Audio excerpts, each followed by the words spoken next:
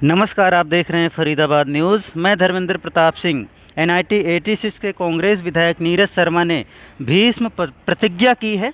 उन्होंने सिले हुए कपड़े नहीं पहनने का एक वचन लिया है खुद से।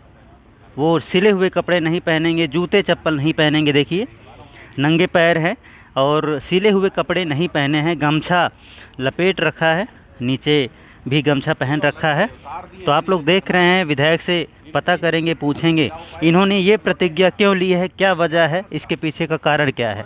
जिला उपायुक्त महोदय के पास में गया था क्योंकि मैंने इनसे समय मांगा था कि जब आप चंडीगढ़ कागज़ भेजें वार्डबंदी के, तो आप हमसे एक बार सलाह ज़रूर करें कि भाई क्या वार्डबंदी हो रही है, कैसी हो रही है। कि इलाके का विधायक होने के नाते मेरी जिम्मेदारी भी है और मेरे पास लोगों के कुछ ऑब्जेक्शन भी थे। तो उन्होंने कहा था हम जब भी चंडीगढ़ कागज़ भेजेंगे तो आपको ज़रूर बताएंगे, पर वो वादा पूरा नहीं हुआ।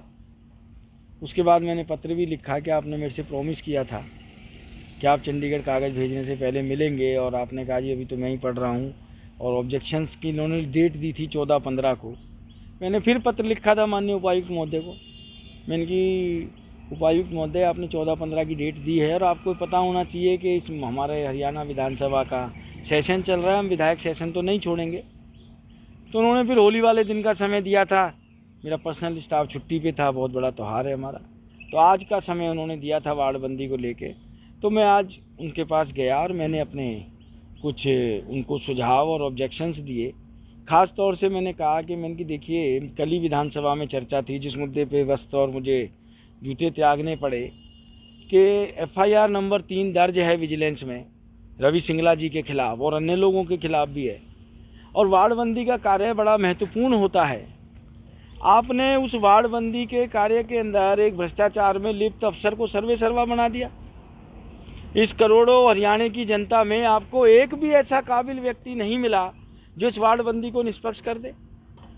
आपकी मंशा क्या है इस चीज़ के पीछे कि आप एक करप्ट अफसर को, जिसका नाम विजिलेंस की में FIR में आ गया, आप उसको रिटायरमेंट के बाद भी ये काम दे रहे हैं। दूसरा, एक सुप्रीम कोर्ट में केस था, मैंने उसका हवाला दिया, उसके 3 नंबर पेजिस को दिया। वो भारत सरकार का एफिडेविट था। मैंने कहा साहब इसके 10, 11, 12 पैरे आप पढ़ लें। जो मुझे लगता है कि भारत सरकार जो चाहती है उससे हरियाणा सरकार की भिन्नता है। और तीसरा एक और मुद्दा था ऊपर जो उसके अंदर लिखा हुआ था कि जिस कंपनी को जनगणना का सर्वे दिया है, क्योंकि सरकारी एजेंसी जनगणनाएं करती थी आजकल आज तक, क्या उस कंपनी के पास पहले भी जनगणना का कार्य करने का ठेका है या कहीं उसने की है जनगणना? क्योंकि ऐसा मुझे पता लग रहा है कि वो कंपनी शायद स्क्रैप वगैरह का काम करती थी और जो ये डिलिमिटेशन कमेटी के सब लोग बनाए हैं उनकी कुछ रिश्ते नातेदारियाँ भी हैं। और शायद सिंगल कंपनी का ही टेंडर था। आनंद फानन में 2.5 करोड़ का जो टेंडर का समय सीमा होती है, वो समय सीमा ना अपना के कुछ किया। लोगों ने ये भी कहा कि हमारे घर एजेंसी से कोई आदमी सर्वे करने के लिए अरे नहीं आया। सब लोग छोड़ो, मैं एज ए विधायक मेरे से मिलने कोई नहीं आया। नहीं तो नॉर्मल कोई भी सरकारी एजेंसी होती है, चाहे पोलियो ड्रॉप हो या कोई भी सरकारी सिस्टम होता है, कम से कम विधायक के पास वो वैसे ही आ जाते हैं कि साहब आप एरिया बता दीजिए, जगह बता दीजिए। मुझसे ही कोई नहीं मिला, बाकियों की तो आप बात छोड़िए। फिर जो समयपुर गाँव है वो नगर निगम में नहीं है, उनकी वोटें जोड़ रहे हैं। कल को फिर वही डिस्प्यूट होगा। बड़ी मुश्किल से मैंने फोगाट स्कूल वाला और सरकारी स्कूल तक का रास्ता और बाके बिहारी मंदिर वाली गली का रास्ता पास कराया ग्रीवेंस में लगा के। भाई जो चीज़ नगर निगम में नहीं है आप क्यों नगर निगम में शामिल कर रहे हैं? फिर सेक्टर 55 है मेरी विधानसभा में, उसके 2 टुकड़े कर दिए। गोंची गांव के 3 टुकड़े कर दिए। वैद रोड है 500 फुट की, उसके 3 टुकड़े कर दिए। और जो हमारे घर का वार्ड है फरीदाबाद का सबसे बड़ा वार्ड बना दिया। तकरीबन 8-9 किलोमीटर लंबा हमारे घर से चालू होगा, सारन गांव तक जाएगा। फिर वो जाके उसका पहला स्टॉप आइचर चौक पे होगा, फिर दूसरा स्टॉप प्याली चौक पे होगा, फिर उस गांव का तीसरा स्टॉप नाज, हमारे वार्ड का नाज गोदाम तक पहुंचेगा। फिर लोगों को नाज गोदाम से लेफ्ट मुड़ना पड़ेगा भोजपुरी अवधी समाज की तरफ, फिर वहाँ से वो राइट मुड़ेंगे डबुआ थाने की तरफ। तो तकरीबन 8-9 किलोमीटर लंबा मेरा वार्ड बना दिया। माननीय महापौर महोदय का वार्ड तो इतना बढ़िया बना कि 2014 और 2021 में जो जनगणना थी, पुराना वार्ड नंबर 12 बता रहे हैं, शायद उसमें कोई व्यक्ति की ना मृत्यु हुई ना पैदा हुआ, सेम ही जनसंख्या थी। और 2 वार्ड ऐसे हैं कि जिनकी जनसंख्या में तो फ़र्क है, वोटों में फ़र्क नहीं है, जनसंख्या में भी बहुत ज़्यादा फ़र्क है। तो ये सब विसंगतियां थी, मैं देके आया हूँ। देखो माननीय उपायुक्त महोदय क्या निर्णय लेते हैं। कपड़े कब तक नहीं पहनेंगे, जूते चप्पल कब तक नहीं पहनेंगे? और आपके साथ ये पोटली है, इसमें क्या रखा है आपने? देखिए मैंने कल ये हाउस में भी दिखाया था, इसमें सिर्फ फरीदाबाद नगर निगम के भ्रष्टाचार के कागजात हैं सारे के सारे पोटली में। इस पोटली में। रैंडमली कोई भी कागज उठा लो, ये तकरीबन होंगे जी 500-600 पेज। अच्छा। और ये बहुत कम है, अभी ये मोटे मोटे घोटालों के हैं। अच्छा। जो छोटे छोटे वार्ड लेवल पे हुए हैं, अभी स्ट्रीट लाइट का क्वेश्चन लगाया, बेंचों का क्वेश्चन लगाया, या सीवरेज लाइन जहाँ पर है ही नहीं 14 इंच की, वहाँ की सफाई भी दे दी। और ऐसे अली बाबा 40 चोर आ गए इस हाउस में कि उनके वार्डों में ये पता लग गया कि साहब यहाँ 14 इंच की सीवरेज लाइन ही नहीं थी। किसी भाई ने RTI लगाई, बजाय सरकार के पास जाएं, कमिश्नर के पास जाएं कि भाई कार्रवाई करो ना, जांच दोबारा कर दो। अरे दोबारा जांच में वो कोई 14 इंच में थोड़ी तब्दील हो जाएगी। ये तो सिर्फ जो मोटे मोटे 5-6 मुद्दे हैं उनसे रिलेटेड कागजात हैं, जिन कागजातों पे ये बयान लिखा हुआ है कि भ्रष्टाचार हुआ है, भ्रष्टाचार हुआ है, भ्रष्टाचार हुआ है। और सरकार आंखें बंद करके बैठी है, आंखें बंद करके बैठी है। और नीरज शर्मा का ये प्रण है कि यार आप आदमी छोड़ो, IAS छोड़ो, चीफ इंजीनियर छोड़ो, एक चुहिया को गिरफ्तार कर लोगे ना तो भी मैं शाबाशी दे दूंगा इस सरकार को कि हाँ ये सरकार जीरो टॉलरेंस करप्शन पे चल रही है। और आपने करप्शन के खिलाफ कोई कदम उठाया, मैं उसी दिन प्रतिज्ञा तोड़ दूंगा अपनी। CM साहब तो कहते हैं, जब आए थे शुरू में तो उन्होंने कहा था ना खाएंगे ना खाने देंगे, लेकिन आपका कहना है कि फरीदाबाद में ही हजारों करोड़ रुपए के घोटाले हो रहे हैं। जैसे आपने 200 करोड़ घोटाले का मुद्दा उठाया नगर निगम में, तो ऐसा क्यों हो रहा है? और सुना हूँ कि CM साहब ने आपको नमूना भी कहा है जो है। देखिए आपने 2 प्रश्न किए, दोनों का अलग अलग जवाब ले लीजिए। मुख्यमंत्री जी ने कहा कि ना खाएंगे ना खाने देंगे, हो सकता है उन्होंने अपने लिए कहा हो। अच्छा। कोई भोजन की बात चल रही हो कि मैं शाकाहारी हूँ या मांसाहारी हूँ या लैक्टो वेजिटेरियन हूँ।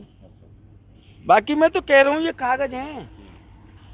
नीरज शर्मा अकेला बैठेगा, आप सबको जो काबिल आदमी हो आपके पास आ जाए, या तो मुझे वो कानून दिखा दे जिस कानून के तहत ये कार्य हुए, या मेरी बात मान लो और भ्रष्टाचारियों को गिरफ्तार कर लो।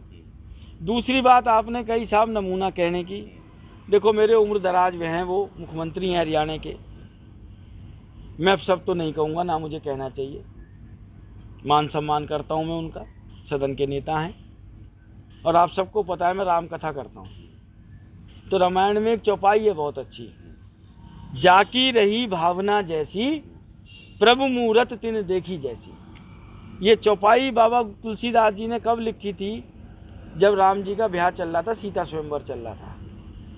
जब राम प्रभु खड़े हुए तो सीता स्वयंवर में सब लोग आए थे, ऋषि मुनि भी थे, देवता भी थे, गंधर्व भी थे, दैत्य भी थे, साधु भी थे। तो राम जी का थे तो बचपन का ही रूप था, 15-16 साल की उम्र थी जब स्वयंवर में गए थे उस समय। तो राम जी जैसे ही खड़े हुए तो जो व्यक्ति जो था ना जी, उसको राम जी वो ही नजर आ रहे थे। तो कुछ कहा है आपके लिए? आप सीधा नहीं तो सुन लीजिए, पहले मेरी बात पूरी होने दीजिए। तो इसीलिए बाबा तुलसीदास जी ने ये कहा, जाकी रही भावना जैसी प्रभु मूरत देखी जैसी। अब मैं नमूना हूँ, मैं संत हूँ, मैंने जूते त्याग दिए, मेरे राम प्रभु भी नंगे पैर रहे थे। ब्रज का एरिया हमारे फरीदाबाद का, हमारे कृष्ण जी भी ऐसे ही रहे, यही सारे वेश हमारे संत बना के घूमते हैं। अब वो मुख्यमंत्री जी ने किससे तुलना की है मैं ये तो नहीं कह सकता, मैं तो एक ही बात कह सकता हूँ, जाकी रही भावना जैसी प्रभु मूरत तिन देखी जैसी। विधायक जी अभी FIR दर्ज हुई है, उसमें कई JE, कई SDO और भी बड़े अफसरों का नाम सामने आ रहा है। पुलिस ने मुकदमा तो दर्ज कर लिया है, क्या कार्रवाई हो पाएगी? इसी वजह तो नहीं है, कपड़े है, इसी चीज की तो लड़ाई है। FIR नंबर 3 तो रवि सिंगला के खिलाफ भी है। क्या कार्रवाई हुई? मैंने विधानसभा में कहा है, फ्लोर ऑफ द हाउस में नाम ले रहा हूँ, या तो आप क्लीन चिट दे दो इन अफसरों को। मुझे बता दो ऐसा कौन सा नगर निगम का कानून है कि नगर निगम कमिश्नर 100 करोड़ रुपए की फाइल का स्कोप ऑफ वर्क चेंज कर सकता है? इलेक्टेड हाउस है साहब, 40 काउंसलर बैठे हैं, महापौर शहर की प्रथम नागरिक होती है, 1 करोड़ से ऊपर के सारे कामों का फाइनेंस कमेटी में जाता है, और 5 या 10 करोड़ रुपए से ऊपर के कामों की सरकार से मंजूरी होती है। और हमारी लोकल बॉडी कमेटी में 21 सितंबर 2021 को तत्कालीन कमिश्नर साहब ने कहा कि हमने सरकार को केस भेजा है, ऑडिट पैरे में आया पड़ा है, अगर जो सरकार रिमूव कर देगी तो केस खत्म हो जाएगा। माननीय सचिव बैठे थे, स्थानीय स्वशासन लोकल बॉडी सेक्रेटरी, उन्होंने क्लियर मना कर रखा, मिनट्स की कापी है मेरे पास, मैं भी था उस कमेटी में। नहीं जी, इस स्टेज पे संभव नहीं है। कौन सा कानून है भाई साहब कि ये 200 करोड़ की पेमेंट बिना काम के हो जाएगी, नगर निगम का रिकॉर्ड जल के खाक हो गया।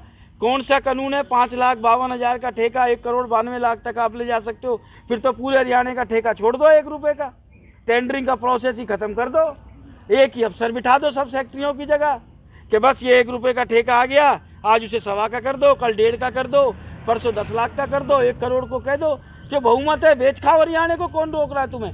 कौन सा ठेका है?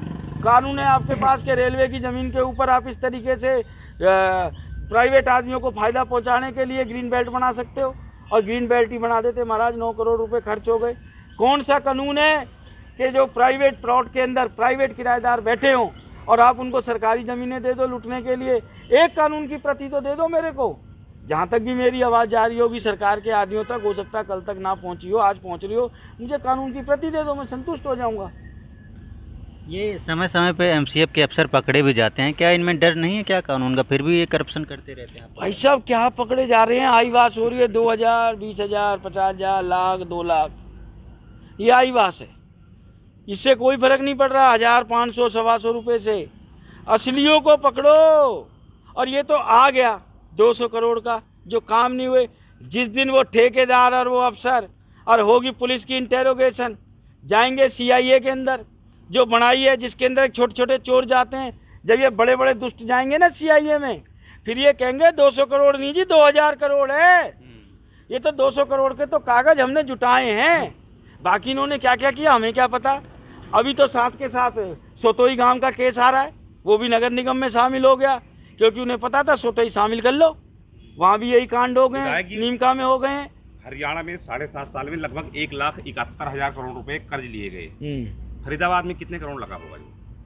भाई साहब इस नगर निगम में 13,500 करोड़ का 5 साल में बजट पास किया, और हालात ये है 1986 में सीवरेज जाम हो जाए तो बहन बेटियों को अपनी शादी के कार्ड भेजने पड़ते हैं, ये कह के कि मुख्यमंत्री जी मेरी शादी है, कम से कम ऐसे तो इंतजाम कर दो कि मेरी बारात आ जाए। और उसके बाद भी परमानेंट सोल्यूशन नहीं है, आज तक 1 साल हो गया है। मुख्यमंत्री जी ने भी सिर्फ और सिर्फ वही कराया है, क्या कहते हैं, सीवरेज की सफाई कराई है, तो खपच्ची मारने का काम कराया, वो जो फंटी मारने का काम वो मुख्यमंत्री जी कराएंगे हरियाणा के अंदर, जबकि मुख्यमंत्री जी को तो विधायक जी जब काम करा देते हैं ना तो 30 मार खा बन जाते हैं कि हमने तो बहुत बड़ा काम करा दिया, हमने तो सफाई करा दी। एक मिनट आप डीसी दफ्तर गए, डीसी साहब के घर गए थे, और डीसी साहब के घर के सामने वाली सड़क कैसे लगी?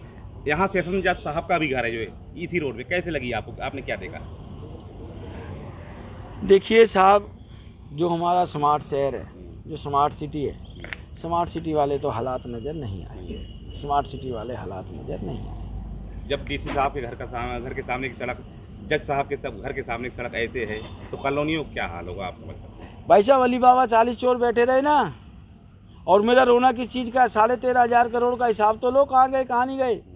5 साल में तकरीबन 13,500 करोड़ का बजट पास किया इसी नगर निगम ने।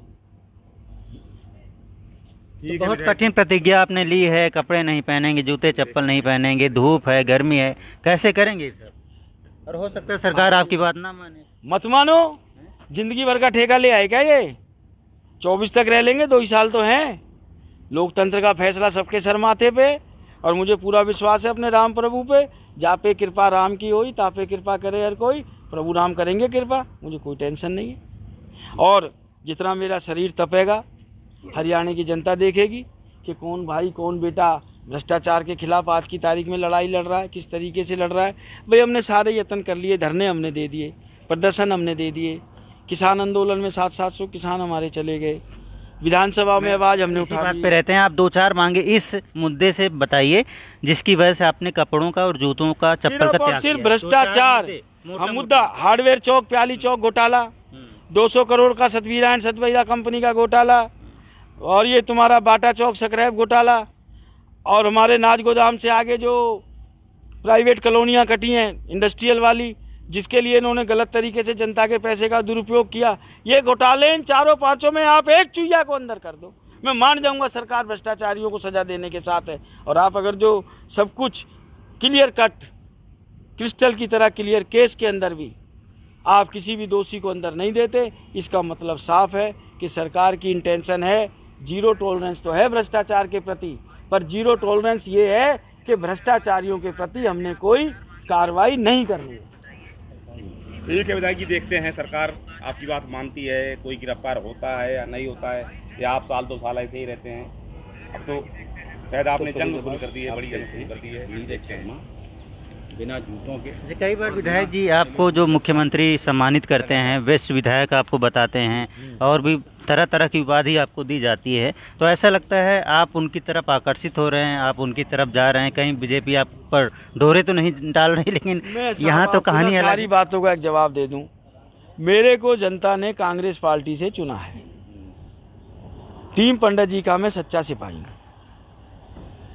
और जब तक मैं विधायक हूँ कांग्रेस पार्टी से हूँ। पहली बात तो मैं कहीं जा नहीं रहा। जिस दिन भी नीरज शर्मा जाएगा पहले इस्तीफा देगा, दोबारा मैंडेट लेगा। मैंने एक वादा किया था जनता से, मैंने कहा नीरज शर्मा कुछ करे ना करे, मेरी NIT 86 की मैं चंडीगढ़ में पहले वाले MLA की तरह नाक नहीं कटवाऊंगा, चुनूंगा किसी दल से, समर्थन किसी को दूंगा, राज्यसभा में कहीं और जाके बिचूंगा। मैं तो उस नीति का आदमी हूँ, मनस से कम वचन से कम कर्मण्य कम महात्मा नाम, मनस संन्यास वचन संन्यास कर्मण्य न्याय दुरात्मा नाम। मैं महात्मा आदमी हूँ, मैं दुष्ट आदमी नहीं हूँ। कांग्रेस पार्टी की टिकट पे जीता हूँ, कांग्रेस का रहूँगा। जिस दिन कोई हालात ऐसे बढ़ेंगे सबसे पहले इस्तीफा दूंगा, दोबारा मैंडेट लूंगा, फिर आप मेरे से बात करना। अभी डिप्टी CM को आप मिठाई खिला रहे थे, जो एयरफोर्स का 100 मीटर का जो दायरा था रजिस्ट्री अलाउ कर दी गई थी, तो डिप्टी CM भी आपकी बात को मानते हैं, तो ये सब काम जो भ्रष्टाचार का काम है ये उनसे करवा लीजिए आप। नहीं, डिप्टी CM साहब ग्रीवेंस कमेटी के चेयरमैन भी हैं। नहीं, ग्रीवेंस कमेटी के चेयरमैन है। आप क्या सोच रहे हो कि मौका छोड़ दूंगा? भाई जो उनसे रिलेटेड है, अभी पटवारी वाला मसला है, 100 मीटर का ग्रीवेंस में ही लगाऊंगा। ये मसले भी ग्रीवेंस में भी लेके आऊँगा धीरे धीरे। जहाँ हालांकि डिप्टी CM साहब ने कल 6 महीने का समय तो दिया है हाउस के अंदर, हालांकि मंत्री तो नहीं दे पाए पर उप मुख्यमंत्री जी ने दिया। और जहाँ तक आपने मिठाई खिलाने की बात करी, साहब देखिए उन्होंने हमारी कॉलोनी के लाखों लोगों को नई ज़िंदगी दे दी, ऑक्सीजन दे दी। और मैं समझता हूँ कोई भी व्यक्ति किसी भी दल का हो, और हम विधानसभा में जो शपथ लेते हैं ना जी, हम शपथ ये नहीं लेते मैं कांग्रेस का विधायक, मैं बीजेपी का विधायक, मैं इनेलो का विधायक। हमारी शपथ ये होती है कि मैं हरियाणा के विधायक के रूप में शपथ ले रहा हूँ। विधानसभा में पार्टीबाजी वाली ऐसी कोई बात नहीं होती। और जो भी अच्छा काम करेगा मैं उसको मिठाई खिलाऊंगा, क्यों नहीं खिलाऊंगा। मैं व्यक्तिगत काम तो अपना को लेके जाता नहीं, मेरी विधानसभा के काम है, जो भी करेगा उनके लिए मैं हमेशा तैयार बैठा हूँ। तो लकड़ी का खड़ाऊँ पहनेंगे कि नहीं पहनेंगे? ना, नंगे पैर रहूँगा जी। चलो, राम जी नंगे पैर ही रहे थे।